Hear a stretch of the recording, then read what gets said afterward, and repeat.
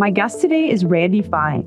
Randi is a pioneer in the narcissistic abuse movement and a narcissistic abuse expert and coach. She is also a podcast host and the author of a book called Close Encounters of the Worst Kind, The Narcissistic Abuse Survivor's Guide to Healing and Recovery, and also a memoir titled Cliffedge Road.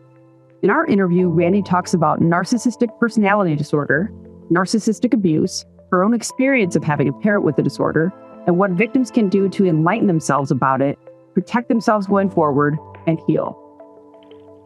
Randi, it's so nice to have you here. Thank you for being here today. Thank you, Beth. It's great to be here. Thank you for inviting me. It's my pleasure. Yeah, of course. Let's jump right into your career. You are a narcissist abuse expert. Tell me, what are all the types of things that you do within that realm? I work with people who have experienced narcissistic abuse, whether it be their family of origin, their relationships as an adult, marriages. I deal with people who are in the midst of the marriage, trying to get out of the marriage, dealing with a narcissist after marriage, the child issues, pretty much everything that's around it, because a narcissist doesn't just touch one life. They touch many. I shouldn't say touch, I mean destroy or try to. But besides that, most of the people that I work with, most of my clients are suffering complex trauma. So I work with them to help alleviate the complex trauma. And I'm also certified in the Safe and Sound Protocol, which is it's a polyvagal theory application where we can reset the nervous system. So for a lot of people who have suffered abuse, especially from childhood, their nervous system has been very disrupted. So I have a way of helping them to reset that in a very gentle way. What kind of a thing is that? What does that involve? So the Safe and Sound Protocol is based on vagal theory. It's so wonderful because I've used other methods before, but I really love this one because all I'm asking the person to do is put on headphones and listen to specially filtered music that I put there for them. And the filtered music is to mimic the sound of the human voice, which is a mid-tone, because it's very involved. But this actually affects the vagus nerve. It affects the inner ear. A lot of things are related. And so people who are suffering from these long-term nervous system disorders, which pretty much everybody coming out of narcissistic abuse is, we can reset it through this hierarchy of the polyvagal theory, which is a whole lot of language that most people don't understand, but it really does reset it back to a homeostasis where the person can be generally calm and float between the needed stress levels. So in other words, if you have grown up in these environments, generally you're kind of stuck. So when you get stressed out, you may get stuck in a certain place. You may freeze. It could be the fight or flight. It could be freeze. It could be a lot of different things. And what we want everybody to be able to do is to be able to float through these natural things that our bodies are equipped with to deal with stress, but then be able to come back to homeostasis. And in most cases, when somebody has been abused over long periods of time, they are stuck in a particular state of their nervous system that is keeping them in a holding pattern. So when we can reset that, they can definitely process things better and they can feel more comfortable living in their life.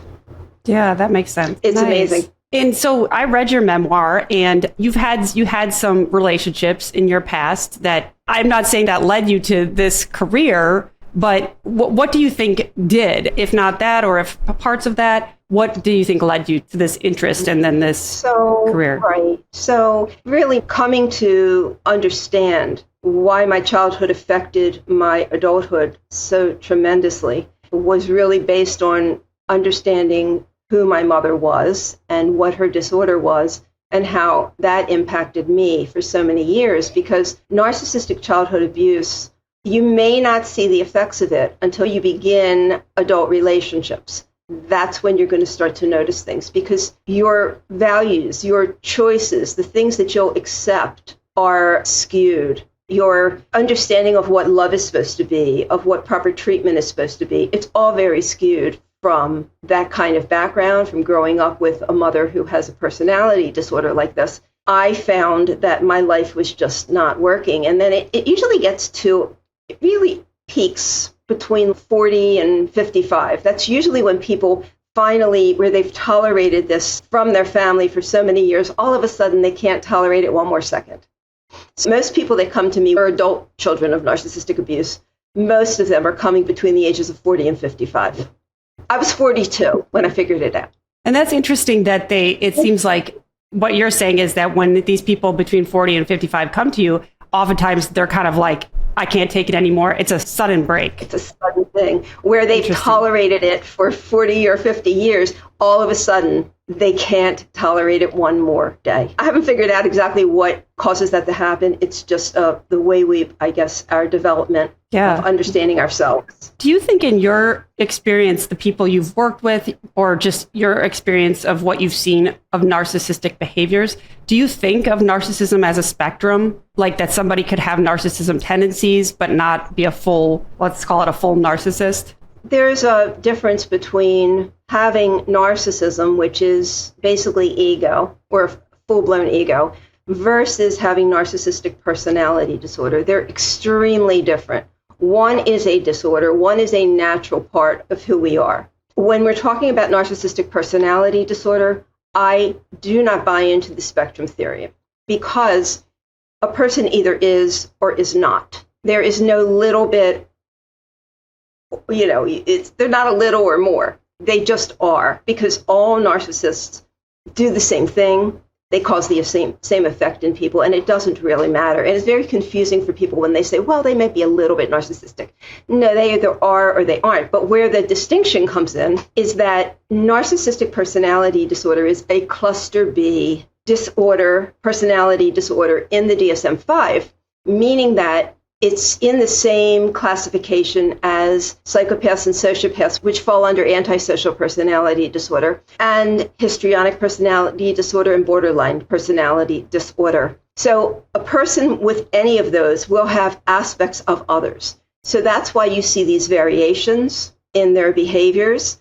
But all in all, a narcissist is a narcissist is a narcissist. Okay, there's no little or more. Yeah, and so what you were saying is, like, somebody might have a bigger ego than another person, and someone might say, oh, they're kind of narcissistic in that way, kind of a more casual way. But what you're talking about is the personality disorder that is diagnosable. Yeah. And that is, if you are that. Yeah, you are that. And it's, and just for the understanding and the impact, because people get confused with being a little narcissistic or having an ego with having this personality disorder. The name is the same, which is very deceptive. But someone who has narcissistic personality disorder is very much like a psychopath or a sociopath, all right? This is an extreme disorder where the person has no empathy, no ability to love, and they're predatory and parasitical, and it's very, very destructive. Based on your experience with this, would you say that this is going to sound drastic, but that the only solution for someone in relationship with someone with narcissistic personality disorder for the other person to stay healthy and mentally healthy and is to cut off contact with them, if that's an option to them? Is that the best option? Yes, eventually, that's really the only ultimate option if the person wants to reclaim their life. They want to live life in a healthy way, unencumbered by this other person in their life that is just a very parasitical, feeding on them, pulling them down, creating so much commotion in their lives, chaos in their lives, stress. But I never recommend anybody, just if they figure this out, that they go no contact initially. That's never recommended, because if you don't fully understand what you're doing, you'll have a lot of guilt around this. You may feel good initially, but then you'll start to think, what are they thinking? They don't understand why I did this, and then you come crawling back, which is the worst thing you can do, because then you've watered down your whole statement. So there's a way to gradually pull out of this to the point where you're very secure in the fact that you really are done.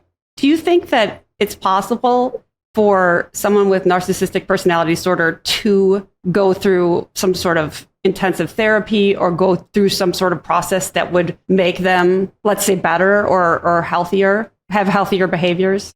No, it's impossible. And the reason is because the nature of this pathology is that the person with the disorder cannot see that anything's wrong with them.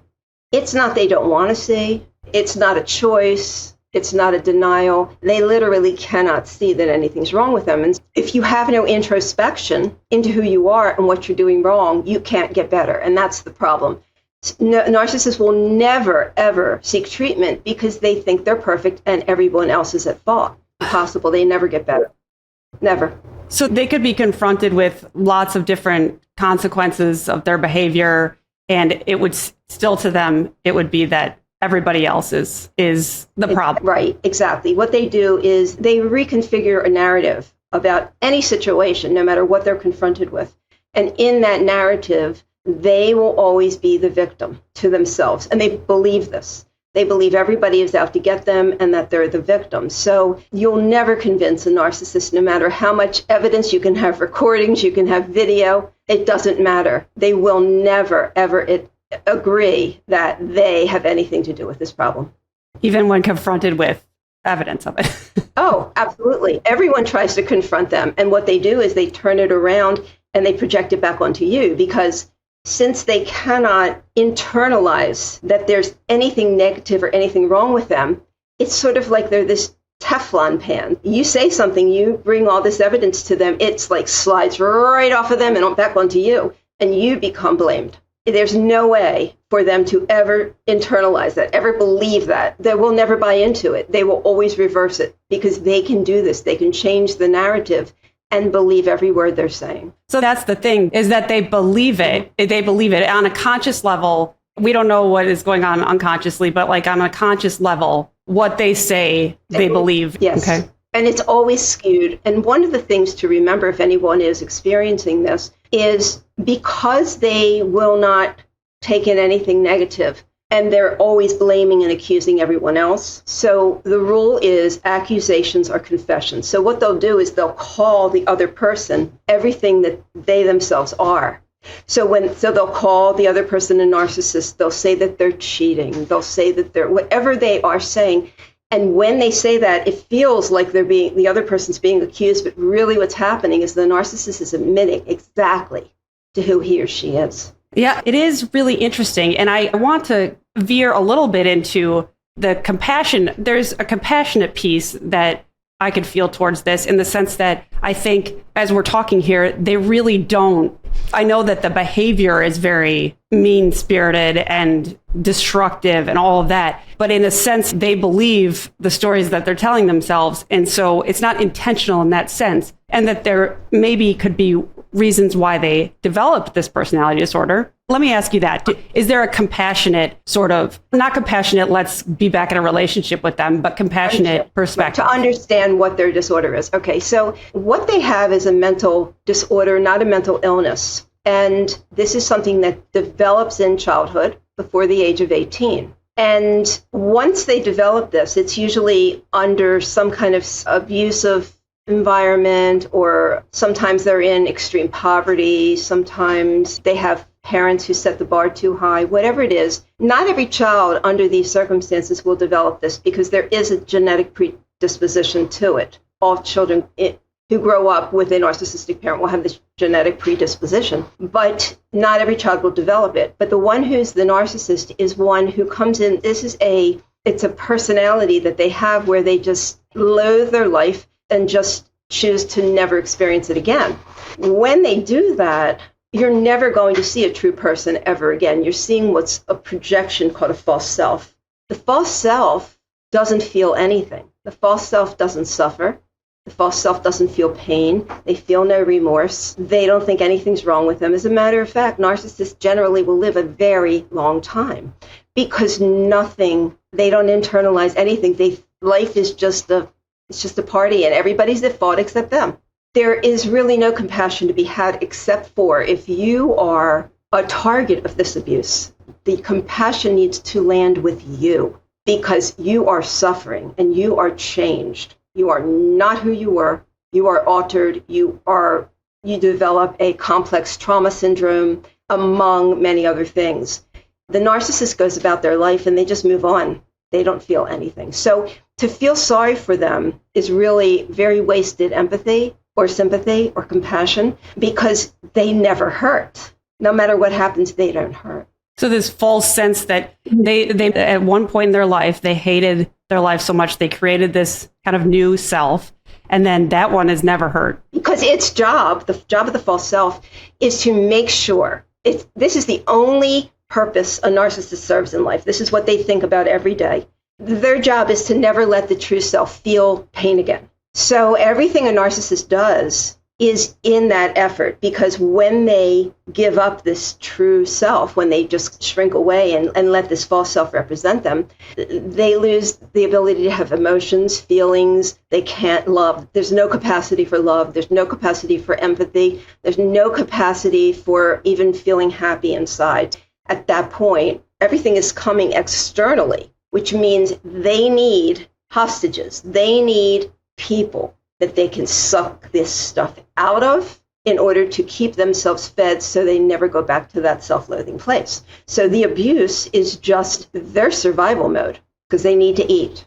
Yeah, that whole narcissistic supply concept that we hear out there. And it's not a little, it's a all-consuming, never satiated need. So a narcissistic supply, it is adoration, adulation, admiration, attention. It is all of those things. However, they don't have to be positive. So what narcissists will do is they will create emotion in you. They will accuse you of things, say things, push your buttons, whatever it is, to get you to react because they need to feed on your emotion. That's what all of this abuse is about. It's so that they can get fed because they can't experience these things. They need your emotion. So if you're crying, if you're pleading, if you're happy, if you're laughing, if you're pleasing them, if you're angry at them, none of it matters. It's all a way that they get satisfied. But it's only, when they're satisfied, it's only for a minute. And then they need it again.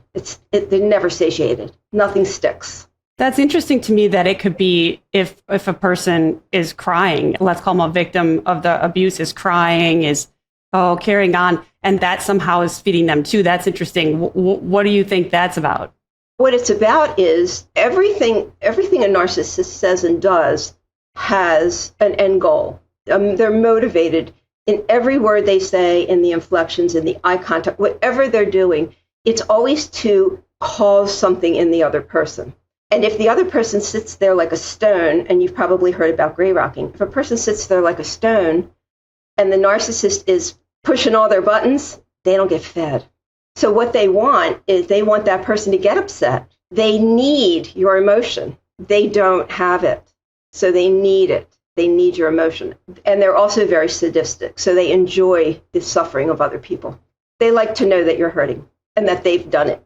So let me ask you, when people are first, let's talk maybe about an adult relationship of a couple. And what is the attraction? What is the initial attraction? And then even oftentimes, I would say years into the relationship, there's still something that is really attracting the other person despite this narcissistic abuse. What would you think that is? There's a very careful process. It's called the love bombing, the honeymoon phase. This is a very important process. So what the narcissist has to do is, if they showed their true colors, they would not be able to get anybody to buy into their game, okay? To be able to commit to being their emotional hostage, whether it's voluntarily or involuntarily. People would see what it is and they'd run the other way. So narcissists are consummate actors and actresses, and they could win Academy Awards because when they're acting, it's seamless. You will never, ever pick up on the fact that they're acting. So they seek out mates that they think will succumb to their manipulation and abuse. And the people who will do that, who will succumb to that, are people who are kind, gentle, loving, understanding, empathic, empathetic, people who are willing to give someone the benefit of the doubt, people who are looking for potential in somebody rather than the whole person, people who have codependency issues and they're like, oh, I can fix this. And when they first meet this person, they present themselves as the soulmate. What they do, they have this uncanny way of matching that person on every level. And so you think that you have met the perfect person for you.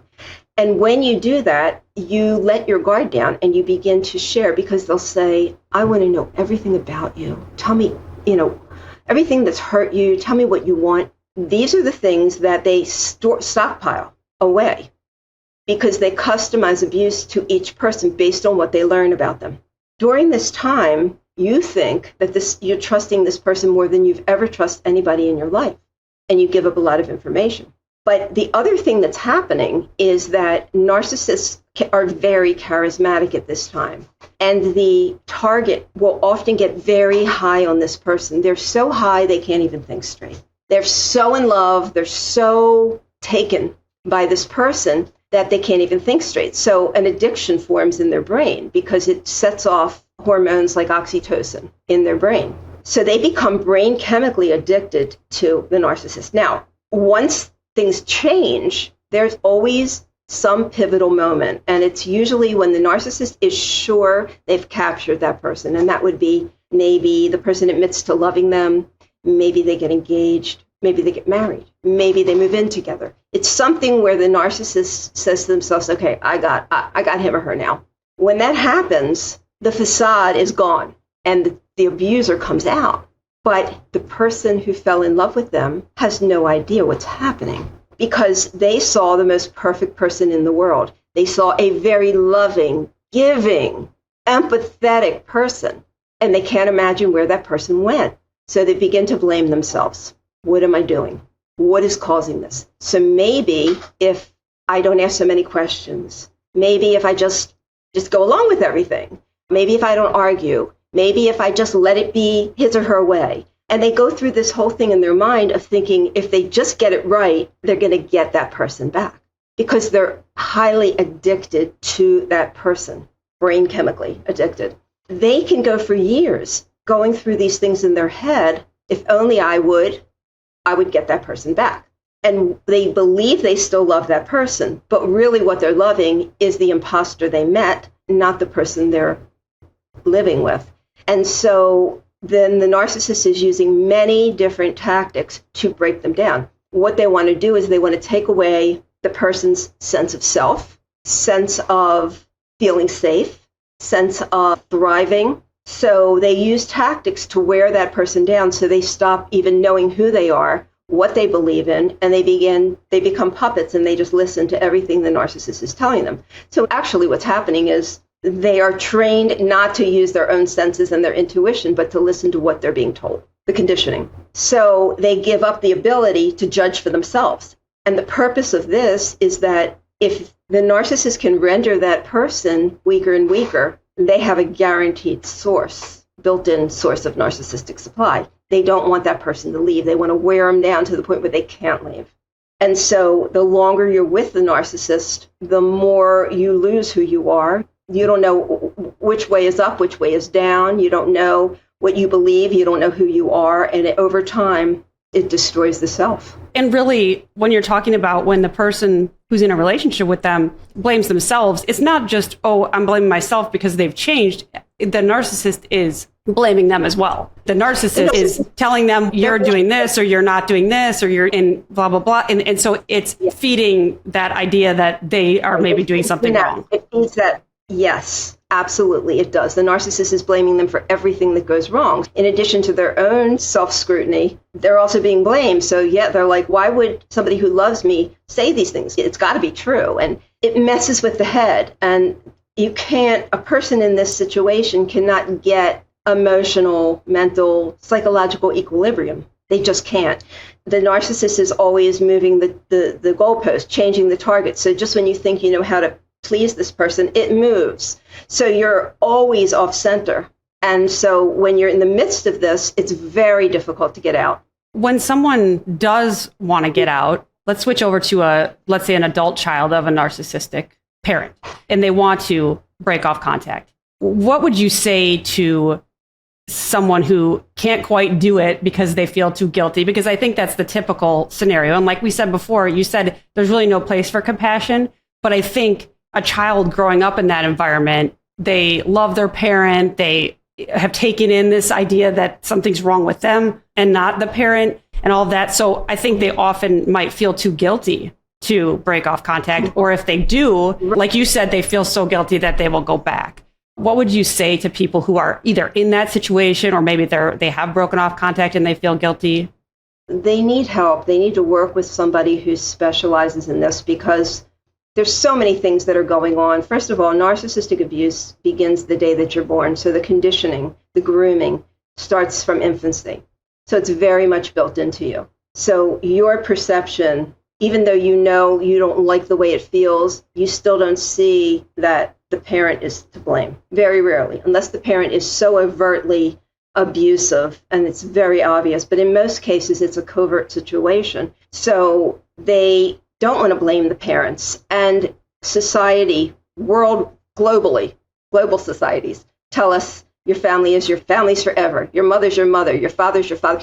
These are people you keep in your life and you love forever. So there's a whole lot of stuff coming from the outside. There's a lot of stuff coming from the inside. And narcissistic parents will constantly preach what goes on behind closed doors you never share with the outside world. So they become very secretive and nobody really knows what's going on. So if they need a support system, they can't find one. So when it gets to the point where they realize something is wrong and I'm losing my mind, I can't do this anymore, then the guilt sets in. But that's my mother, but that's my father, that's my family, that's my sister, that's my brother, whatever that is. And then they begin to feel like they're the bad guy because they're feeling this need to pull away from people who supposedly love them. So a couple things to say about that. And really, when I say you have to have help to help extract yourself from this because you're so your emotions are so enmeshed in this, you can't do this by yourself. It's torture. But what I have to say is, so narcissists, they are actors. They take on roles. They do whatever, they morph into whatever personality they have to get what they want. This would be in a dating scenario, a marriage, friends, work, whatever it is. Same goes for mother and father. A narcissistic mother or father is not a mother or a father. It's a narcissist who has taken on a role where they can suck off the children and their spouse and so forth and so on. There's this illusion that you have this mother you're supposed to honor when, in fact, if you really sit back and think about it, or whichever parent it is, you realize that person's nothing but a snake, but yet I'm supposed to love this person. And so it's a lot of emotional torture. It's a lot of guilt. And then society will pile that guilt on you. So if you try to talk to friends and say, I just can't deal with my parents anymore, they'll say, oh, my parents are getting older too. They all get like that. But nobody really will understand the years and years of conditioning and torture that you've experienced.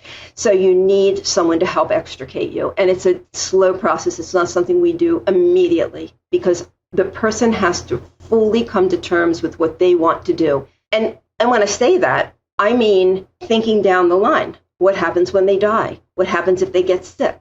Because if you go no contact and then all of a sudden they're sick, then what do? Do I have to go to the hospital? Do I have to be at the funeral?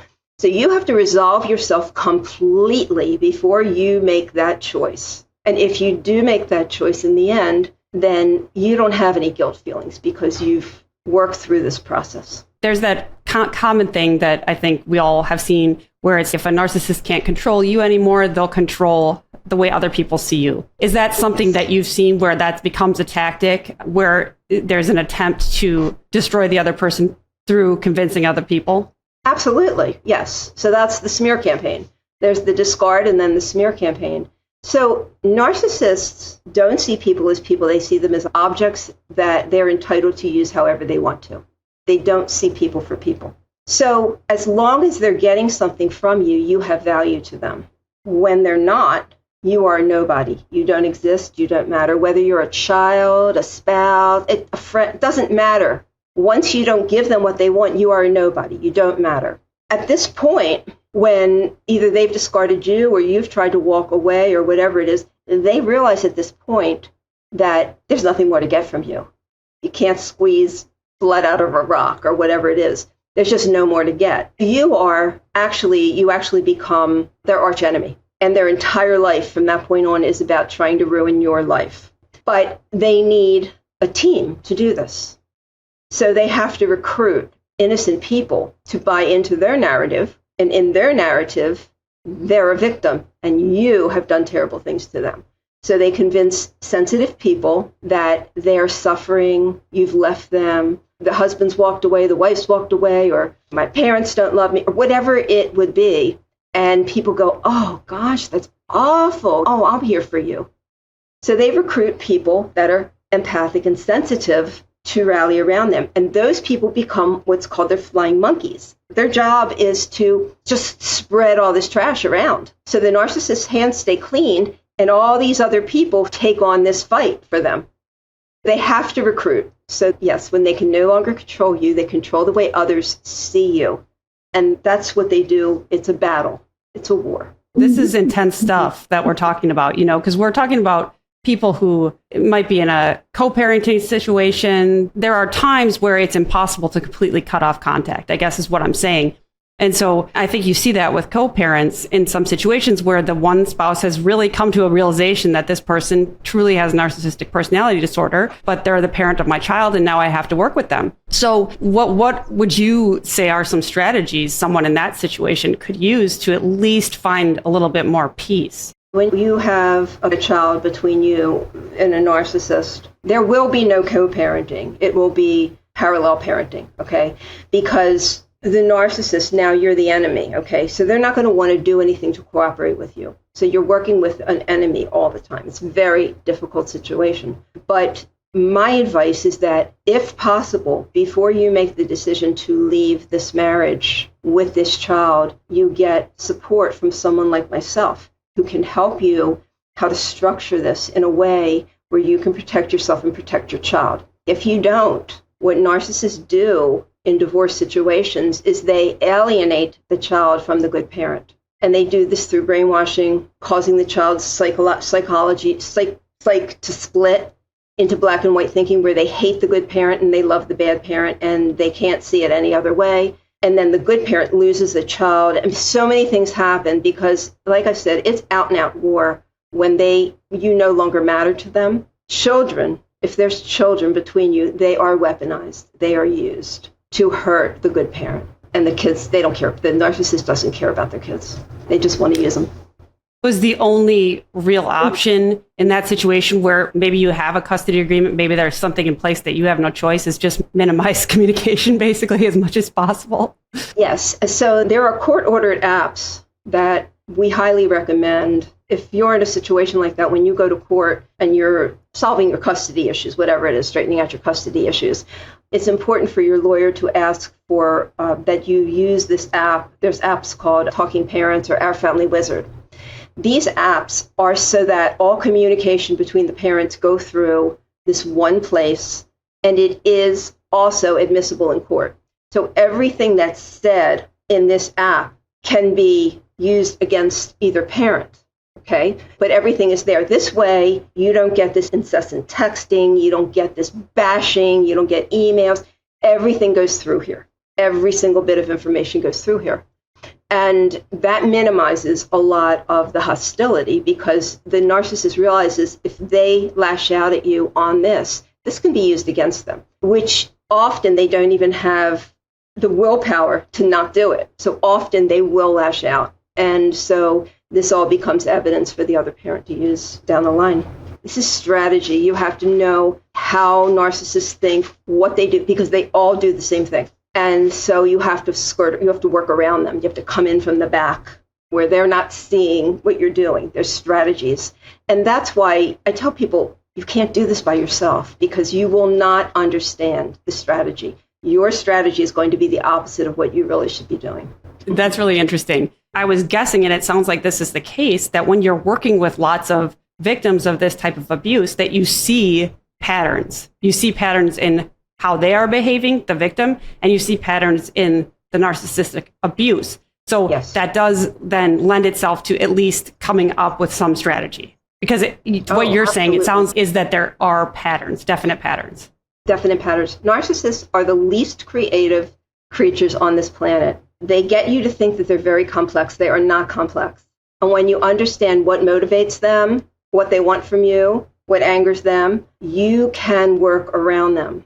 And once you do that, you disarm them. If you know their strategies and you also really heal yourself to the point where you just go, that's who that person is. I'm not letting that get to me anymore. It takes time, and it really takes working with a skilled person who knows how to do this. And there's not a whole lot of people, I would say globally, that really know how to do this work. There are plenty of practitioners who will say they can, but this is very specific. And if you work with somebody who really knows what they're doing, this process can be abbreviated. It can be a very short process and you can get through it in no time. Once you understand what you're dealing with, you can work around them. Then you realize they have no power over you. All the power you thought, it's, oh, I see what they're doing. And then they lose all power over you. That's actually really a positive. I like to hear that, because I can understand that, how it would be very complex in the victim's mind. And it would be, I would say, enmeshed. They're kind of enmeshed with the thoughts and the wants and the needs of the abuser. And so it's not so clear. But if you can get somebody to a clear headspace, suddenly it does look very simple. It goes from very complex to very simple. Exactly. And it's the process of changing from one to the other is very difficult, because when somebody's been brainwashed, their belief system is grooved in deeply. So when I come along and present them with something that's different, their brain is not ready necessarily to accept that. And so this is where you hear about cognitive dissonance. This is where when the brain has two thoughts that are opposite, it can't have both. These are conflicting thoughts, so it has to default to one. Generally, it will default to the mindset that's more conditioned, more grooved in, which is the one of brainwashing. So in order for me to get somebody past that point, it's a very repetitive process.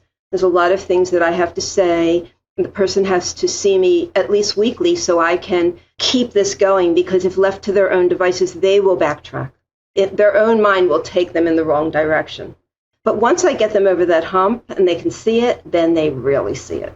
Let me ask you, sort of related to that, the idea that you have stated that narcissists can't actually love. So if they have a child or if they have a spouse, they don't, like what we think of as love, they don't experience that.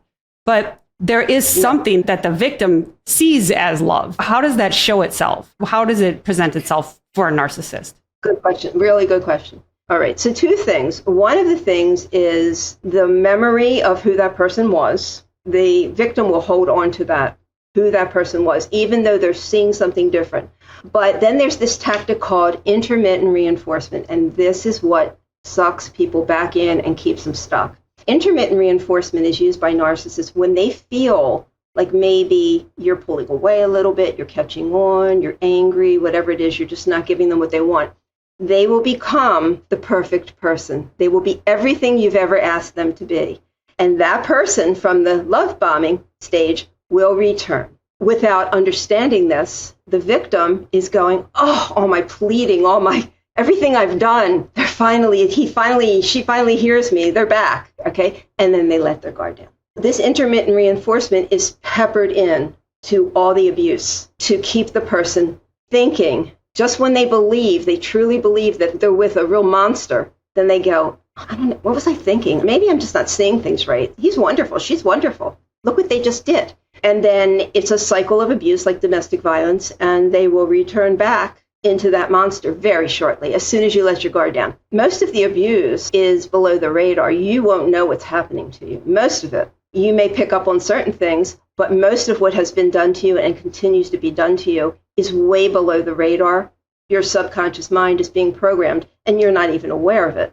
What if you have a spouse, and you mentioned in your memoir that it was like this between your parents, that you have your mother having narcissism, and then she would attack your father, and she would attack your older sisters. And sometimes that's the case where one child is treated better than the others in these scenarios. But when she would attack the children, your father would stand firm with her, even though that was nothing he would have done on his own. Have you seen this as a common thing where the other spouse, if children are being attacked, the other spouse will side with the narcissistic parent? Absolutely. Absolutely. I call them the enabling spouse, because in some marriages, a person will marry a narcissist. It will get to the point where they can't stand it and they get out. But then there's those who stay for years and years. The longer they stay with that narcissist, the more dependent they become on that person to tell them who they are. So eventually, they sort of become the narcissist. They're the hands. So the narcissist likes their hands to stay clean. They like to never be able to be accused, you did this, you did that. So they like to influence other people to do things for them. which is like the Wicked Witch did with the flying monkeys. Go kill Dorothy. Go get Toto. She didn't do it. They did it. The enabling spouse becomes they do everything for them. And the enabling spouse doesn't think for themselves at all. And they're so addicted and so enmeshed with the narcissistic spouse that they think without them, they will literally die. It would be like losing a limb. It would be like dropping dead. They cannot see survival beyond that person. When there's children, that enabling spouse will be seen as the good parent because sometimes they're not the one, they're not the ones that are being vicious. However, when push comes to shove, they have to choose between the children or their narcissistic spouse. They will always choose the narcissistic spouse, always, and the children are thrown away. So that does have to do with enmeshment. It doesn't just have to do with fear of becoming the target. Yeah, in a sense, it is the fear of becoming the target, but the fear is so deep.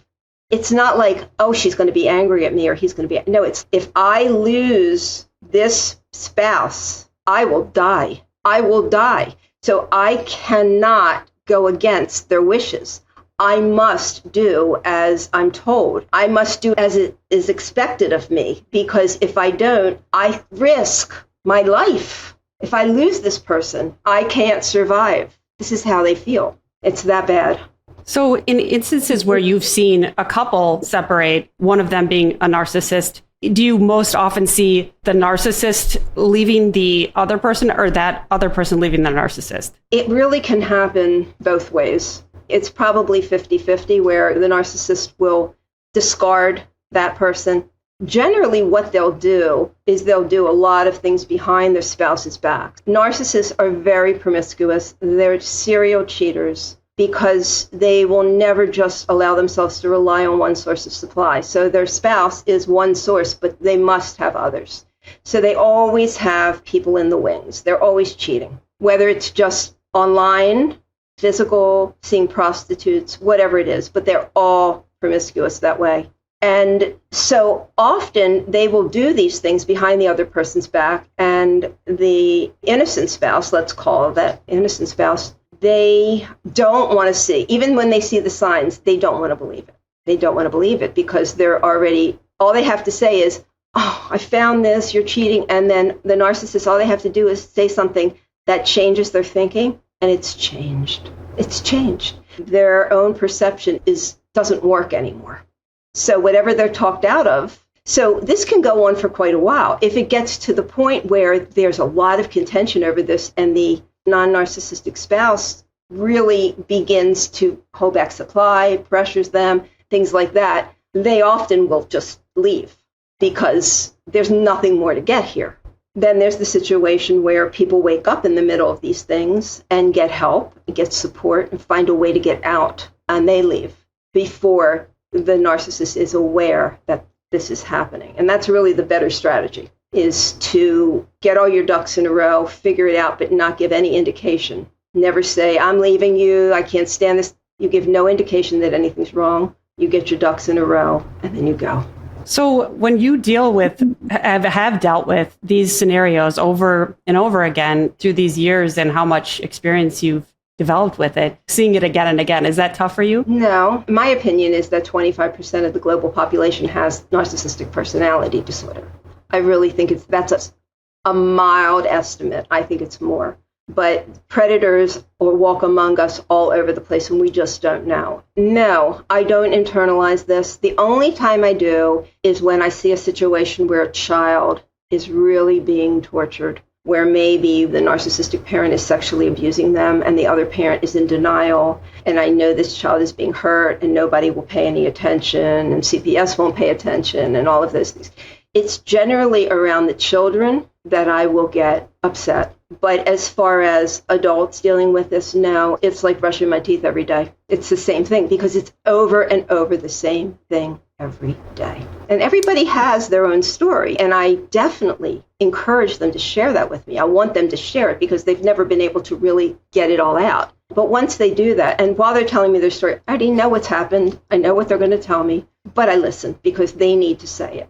I have one more question. The way that you talk about the enmeshment and the brainwashing you mentioned as well, it seems to me that you might see quite a few people come to you And they might see it as, I wanted to do that, or I made that decision, or it's like if they were by themselves, they wouldn't have done these things or acted in this way, but they did because they were with this other person, but that they take that on as their own personality or life choices. And they are technically their life choices, but you know what I'm saying? Right. The narcissist is maneuvering in there. But when you're brainwashed, you don't think you're any different than you are. You don't feel that. You don't feel them maneuvering around in your head. So yes, you think that you're making all these choices, and you think that you're as bad as you're being told that you are. So one of the first questions I get from nearly everyone who comes to me is, Randi, I think I'm a narcissist. And I'm so worried about that. And that's because they've been told they're the narcissist. They've been told there's a problem. And they also are not proud of their behavior, because when a narcissist is provoking you and pushing your deepest buttons, you're going to lash out. You're going to say things, you're going to do things that are not you, but it's because you're being triggered on such a deep level. So they're like, I've done things, I'm not perfect. This is most people will say this. I'm not perfect, and I really can't really say much about him or her, but I'm not perfect, and I think I might be a narcissist, and all of these things. I got to switch that up pretty quickly and get them to understand that this is not about you. But until the enmeshment is broken, they're still going to have a whole lot of rumination and doubts and things. When they're talking to me, they'll be fine. When they're left to their own, they will start ruminating back into the old way of thinking. And so that's when I have to keep addressing it. And I tell people no longer than 1 week between visits, because you're going to lose everything we gain. I need to get back to you so we can get you ahead a little bit. But everyone, once they're out and the veil is lifted, the blinders are off, they're disgusted with with the choices they made, and they feel really bad, and they say, I can't believe I would have put up with that. Why would I have put up with that? And the truth is that I have to share with them is, you had no choice. You were not in control of your thinking. But what you should focus on is the fact that you managed to extricate yourself from this. That is the thing you need to focus on, because it takes people several times to try to get away from these monsters. And just as an example, my mother is 95. She's the narcissist. And my father just turned 100. And my father thinks she's perfect. And she has never said a kind word to him in over 75 years. He still holds on to that. He thinks she's perfect. He's never come out of the illusion, and he won't. You've lost a relationship with your real dad in a sense, because if they had separated, then he could have gotten back to more of who he truly is without her. Yep. But because he has never done that, you've lost that. I'm one of 3 sisters, and there was maybe a 6-hour window where it happened, where he had clarity. He was in the hospital for one thing. My mother was in a rehab center for another health issue. And a cousin of mine went to my father and he said, listen, because of her and because of what you've been doing, you have lost your daughters, okay? And my father had, since he was away from her, he had this moment of clarity. He said, oh my God, I want a relationship with my daughters. My father reached out, and for the first time in my oldest sister's life, he told her he loved her. She never heard it. She was in her 60s, never heard it. Within about 6 hours, she got another call saying, you're trying to turn me against your mother. You're trying to break us apart. So he had a moment of clarity, and then it all went back. He couldn't hold it. So no, when you have an enabling parent, enabling spouse, and a narcissistic parent, you have no parents. You're an orphan. So you and your sisters have gone no contact with her? Have you made that choice? Yeah, because I can't function. I can't have a quality of life. When you're around it, one way that you know you're with a narcissist is your head begins to scramble.